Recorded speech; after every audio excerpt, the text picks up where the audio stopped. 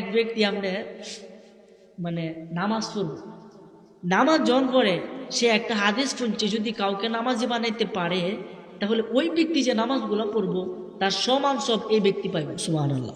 কিন্তু তারটা কমতো না। আপনি নামাজ পড়তেছেন, আমার নামাজি বানাইছেন, এই হুবহু সব আপনি পাইবেন, আমারটা কমতো না, সুবহানাল্লাহ। এই হাদিস শুনে সে এক ব্যক্তির কাছে গিয়ে বলতেছে, ভাই আসো নামাজটাকে পড়ি। ওই ব্যক্তি বলতেছে, বাবা সামনের সপ্তাহ থেকে শুরু করবো। আচ্ছা ঠিক আছে। পরের দিন আবার গেছে, ভাই আসো নামাজটা পড়ি। ভাই আজকে তো কাপড়টা নোংরা, কাপড়টা পরিষ্কার না, কালকে থেকে পড়বো। এরপরের দিন আবার গেছে, ভাই আসো নামাজটা পড়ি। কো বাইরে আজকে তো মাথাটা একটু বেদনা করতেছে, আগামীকাল থেকে পড়বো, না পড়ার বাণী। পরের দিন আবার গেল, প্রতিদিন যায়, যাইতে যাইতে বলতেছে বৃহস্পতিবারে গেল, ভাই আসো আজকে নামাজটা পড়ি, খুব ভালো হবে। বাবা কালকে তো শুক্রবার, কালকে থেকে এমন নামাজি হব আর কোনোদিন নামাজ ছাড়বো না। আচ্ছা ঠিক আছে। শুক্রবারে মসজিদে গেল, গিয়া দেখে লোকটা নাই। শুক্রবারে নামাজ পড়ার পরে বিকালে তার বাড়িতে গেল, গিয়া বলতেছে, ভাই শুক্রবারে জামাটা তো কাফেররাও পরে, তুমি কেন বললা না? ভাই রে ভাই শরীরটা ভালো ছিল না, এই জন্য যাইতে পারি নাই, আর একটা কাজ ছিল ইম্পর্টেন্ট, এই জন্য যাইতে পারি নাই। আচ্ছা নামাজ থেকে বড় কাজ কি আছে? নামাজকে বলো না কাজ আছে, কাজকে বলো আমার নামাজ আছে। ফজর কাটে ঘুমের ঘরে, জোহর কাটে কাজে, আসর কাটে খেলায় ধুলায়, মাগরিব মাঝে মাঝে, এশার সময় হয়ে এলে থাকো মিছে দুনিয়ার পিছে, মনে রেখো মরণ তোমার অতি কাছে। ঠিক না বেটি? এই জন্য আমার ভাইরা বাবারা বন্ধুরা, ওই ব্যক্তি যখন বলল আজকে তো আমার শরীরটা খারাপ, আমি নামাজে যেতে পারি নাই, মেহেরবানি করে আমারে ক্ষমা করে দাও, তখন ওই ব্যক্তি রাগে কইতেছে, তুই জাহান্নামে যাইবে। কি কইছে? তুই জাহান্নামে যাবে, এতদিন আসার পরে তুই নামাজ পড়ছেন, তুই জাহান্নামে যাবে। এই কথা কইতে আল্লাহ পাকের, আল্লাহ রাব্বুল আলামিনের পক্ষ থেকে এলহাম আইছে। লোকটা ভালো মানুষ ছিল, এলহামের মাধ্যমে জানতে পারছে এই জাহান্নামে দেওয়ার মালিক তুই না, আমি আল্লাহ। সুবহানাল্লাহ। তুই যে জাহান্নাম তারা দিয়ে দিলে, এতে তুই যে এতদিন আমল করে এত এত সব কামাইলে, সবগুলো আমি মুচ্ছে দিলাম, তোর কাতারও শূন্য, তোর কাতারও কি শূন্য। আমি তোর সমস্ত নেক আমল বরবাদ করে দিলাম, আর যে ব্যক্তির তুই জাহান্নামে নিছস, মানে জাহান্নামের কথা কইছস, তার গুনাহগুলো মাফ করে দিলাম। সুবহানাল্লাহ। উভয় পক্ষে কি শূন্য না? বুঝুন যে কথাটা। এই ব্যক্তি ভালো কাজ করছে, করার পরে এসে বলতে তুই তো জাহান্নামে যাইবি, এই কথাটা বলার কারণে আল্লাহ তাআলা শাস্তি দিয়েছে যে কি, যে তোমার সমস্ত আমল বরবাদ করে দিলাম। তখন আমল কি আছে না শূন্য? আর এই ব্যক্তির গুনাহ জীবন ভরা ছিল, গুনাহগুলো মাফ করে দিছে।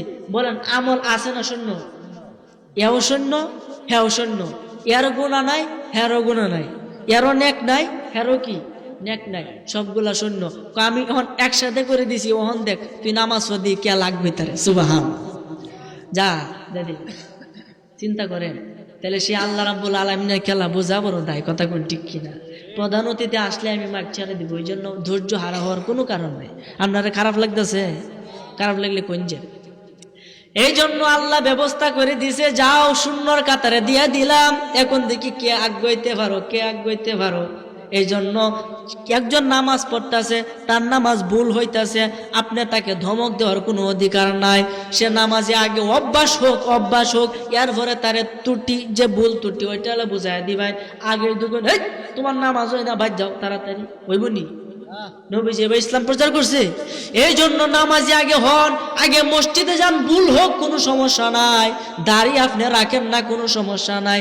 আস্তে আস্তে যখন হেদায়েতের নূর আপনার ভিতরে জ্বলে উঠবে, তখনই আপনার দাড়ি রাখার মন চাইবে। সুবহানাল্লাহ। আর আমার নবীজি বলেছেন মান আহাব্বা সুন্নতি ফাকাদ আহাব্বানি ওয়া মান আহাব্বানি কানা মাই ফিল জান্নাহ। যে ব্যক্তি আমার সুন্নতকে ভালোবাসলো, আমার সুন্নতকে ভালোবাসলো, আমার সুন্নতকে ভালোবাসলো, সে ব্যক্তি আমি নবীকেই ভালোবাসলো, আর আমি নবীকে যে ভালোবাসলো সে ব্যক্তি জান্নাতে যাবে। এই জন্য তো আমি কই, তিনি পাবে যে ব্যক্তি নিজে পবিত্র। যদি আপনি পবিত্র থাকেন, আপনার স্ত্রী থাকবে পবিত্র। আপনার মন যদি খোলাসা থাকে, আল্লাহ রাব্বুল আলামিন সেই রকম খোলাসা একজন স্ত্রী আপনাকে দান করবে। মনের ভিতর তো প্রচুর প্রচুর থাকে, তাহলে তেমনই ভাই ভাই, কথা কোন ঠিক কিনা? আর গাছগুনের তো ফল হয়, আম গাছের বেশি থেকে কাঁঠাল গাছ হয় না, আম গাছই হয়। বাপ মা ভালো হলে সন্তান ভালো হয়, সন্তান ভালো তার স্ত্রী ভালো হয়, স্ত্রী ভালো হলে দুইটার সমন্বয়ে একটা ভালো পরিবার হয়, কথা কোন ঠিক কিনা? এই জন্য আমার ভাইয়েরা, বাবারা, বন্ধুরা, একজন পুরুষ যদি অভিভাবক হয়, আমার নবীজি বলেছেন একজন নারীর অভিভাবক হলো একজন পুরুষ, মানে তার তত্ত্বাবধায়ক। একজন পুরুষ যদি সঠিক থাকে, নারীর কোনো ভাবার নাই আছে। আমরা যদি সত্যতা হই, স্ত্রী নামাজ পড়ে না, নামাজ পড়ো না কেন? আপনার বয়ে পড়তো না, পড়বে, আপনার হক। আপনার যদি আমারে বললেন তুমি নামাজ পড়ো না কেন, আর বাজারে মাঝে অপমান করতেছেন, হয়তো বা আমি লাঠি মাটি লইয়া 2-3টা বাড়ি আপনার দিতারা, কিন্তু আপনি যদি স্ত্রী রেখেন, স্ত্রীকে আপনার কিস্তা করতে পারবো? এটা আপনার হক। যদি স্ত্রী নামাজ না পড়ে, শাস্তি আপনাকে ভোগ করতে হবে। সন্তান যদি নামাজ না পড়ে, এই শাস্তি পিতামাতা থেকে ভোগ করতে হবে। আর যদি পিতা মাতা নামাজ না পড়ে, সন্তান এটা ভোগ করতে হবে, কথা কোন ঠিক কিনা? এই জন্য আমার ভাইরা, বাবারা, বন্ধুরা, ওই মার সব আদেশ মানতে হবে, হারাম আদেশ ব্যতীত। যে আদেশ ইসলামিক পরিপন্থী, যে আদেশ ইসলাম থেকে খারেজ, ওই আদেশ মানা যাবে না। বাকি সমস্ত আদেশ মানতে হবে। নামাজের টাইমে কইতাছে বাবা দোকান থেকে একটু তেল নিয়ে আসো, মা আমি পারবো না, আমাকে নামাজ পড়তে হবে, কথা কোন ঠিক কিনা? আগে আল্লাহর কাজ, এরপরে পিতা মাতা। কারণ আল্লাহ কোরআন মাজিদে কইছে ওয়াকাদা রাব্বুকা আল্লা তা'বুদু ইল্লা ইয়াহু ওয়া বিল ওয়ালিদাইনি ইহসানা। তোমরা কি করো? আমি আল্লাহর ইবাদত করো, এরপরে পিতা মাতার সাথে ভালো ব্যবহার করো। তা আগে আল্লাহ কেউ ইবাদত করার লাগে, এরপরে পিতা মাতা। তাই পিতা মাতা যদি ইসলামিক পরিপন্থী কোনো আদেশ করে, এটা কি মানা যাবে? এই জন্য পিতা মাতার মনে কষ্ট দেওয়া যাবে না, সমস্ত হালাল আদেশগুলো মানতে হবে। নিজে না খাইয়া যে মা খাওয়াইছে তোমায়, সে মাকে বইলা গেলা রমণীর কথায়। আছে তোমার বাড়ি গাড়ি, কোনো কমতি নাই, মা দুঃখিনীর লাইগা বুঝি একটু জায়গা নাই। আরে মায়ের কান্দনের ছুটে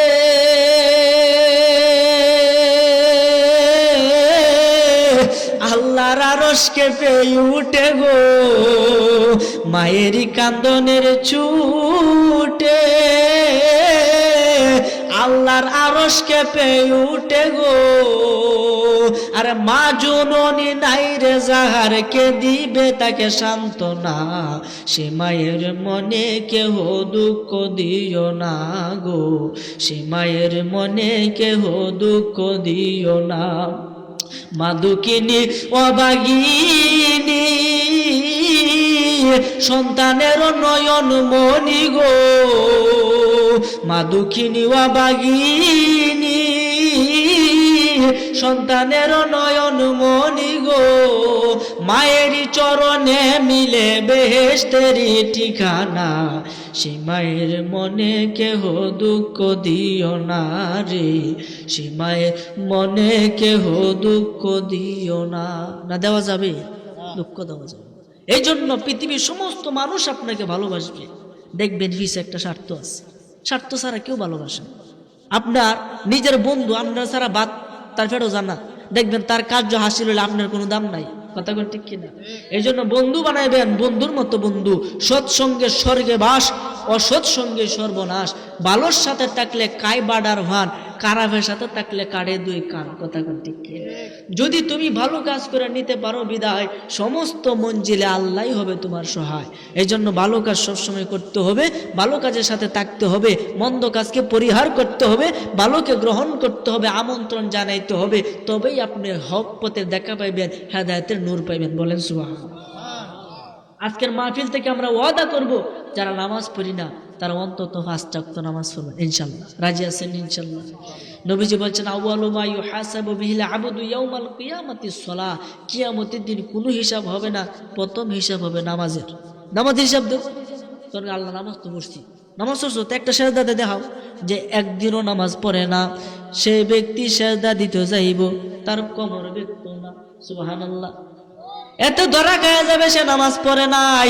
এই জন্য আমার ভাইরা, বাবারা, বন্ধুরা, আল্লাহর সাথে দুকাবাজি চলবে না। আল্লাহ যারে ধরবো, ইন্না বাদশা রব্বিকা লাশাদীদ, আল্লাহ ধরা বড় শক্ত ধরা। যেদিন আল্লাহ ধরবো তো সেই দিন আপনাকে আর ছাড়বে না। এই জন্য যারা বিড়ি সিগারেট খায় এটা থেকে আমরা বিরত থাকবো। যারা মদ গাঁজা ইয়াবা বাবা সেবন করে তারা এটা থেকে বিরত থাকবো। মনে রাখবেন দুইটা ভয়ঙ্কর রকমের পাপ, একটা হলো মদ্যপান করা আর একটা হলো হস্তমৈথুন করা। এই মদ্যপান করলে আপনি কোশ্চিন কালো বেহেশতে যাইতে পারবেন না, তবে তওবা ছাড়া। তওবা যদি করেন বেহেশতে যেতে পারবেন। আর একজনকে জাহান্নামী কোয়া আপনি আমার কোনো অধিকার নাই, আছে? আপনি নামাজ পড়ুন, আপনি তুই জাহান্নামে যাইবি, তুই কথাটা কি শুদ্ধ হইব না ভুল হইব? ভুল হইব। আপনি মালিক না।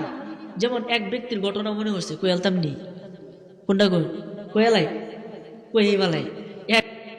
নামাজ রোজা হজ যাকাত নবীর অবদান, নামাজ রোজা হজ যাকাত নবীর অবদান। ওরে ইমানদারের নামাজ রোজা অতি মূল্যবান। আল্লাহর দোস্ত রাসূলুল্লাহ সুলতানের সুলতান। ওরে হুব্বে রাসূল ইমানের মূল হাদিসে ফরমান। ওরে হুব্বে রাসূল ইমানের মূল হাদিসে ফরমান। আল্লাহর দোস্ত রাসূলুল্লাহ দুই কুলের সুলতান। ওরে হুব্বে রাসূল ইমানের মূল হাদিসে ফরমান। দয়াল নবীজির প্রেমে কান্দে না যার প্রাণ, দয়াল নবীজির প্রেমে কান্দে না যার প্রাণ। শুধু টুপি দাড়ি পাগড়ি দ্বারা হয় না মুসলমান, শুধু টুপি দাড়ি পাগড়ি দ্বারা হয় না মুসলমান।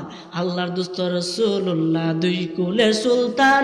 ওরে হুব্বে রাসূল ইমানের মূল হাদিসে ফরমান। ওরে হুব্বে রাসূল ইমানের মূল হাদিসে ফরমান। জানের চেয়ে কাছে বেশি নবী দু জাহান। ওরে জানের চেয়ে কাছে বেশি নবী দু জাহান। বলেন জানের চেয়ে কাছে বেশি নবী দু জাহান। আউলা বিল মুমিনিনা কোরআনে প্রমাণ। ওরে আউলা বিল মুমিনিনা কোরআনে বয়ান। আল্লাহর দোস্ত রাসূলুল্লাহ দুই কুলের সুলতান। ওরে হুব্বে রাসূল ইমানের মূল হাদিসে ফরমান। ওরে হুব্বে রাসূল ইমানের মূল হাদিসে ফরমান।